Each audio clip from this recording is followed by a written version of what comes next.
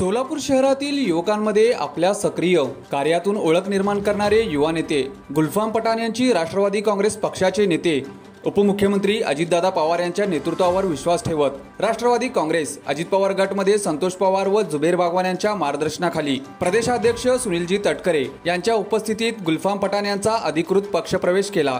गुलफाम पठाण यांच्या पक्षप्रवेशामुळे राष्ट्रवादी काँग्रेसच्या युवक वर्गात नवचैतन्य निर्माण होणार आहे असा विश्वास व्यक्त करत येत आहे। त्यांच्या स्वागतासाठी आयोजित कार्यक्रमात अनेक पदाधिकारी, कार्यकर्ते व स्थानिक नागरिक मोठ्या संख्येने उपस्थित होते। यावेळी पक्षाचे शहराध्यक्ष, युवा नेते आणि अन्य मान्यवरांच्या उपस्थितीत गुलफाम पठाण यांचा सत्कार करण्यात आला।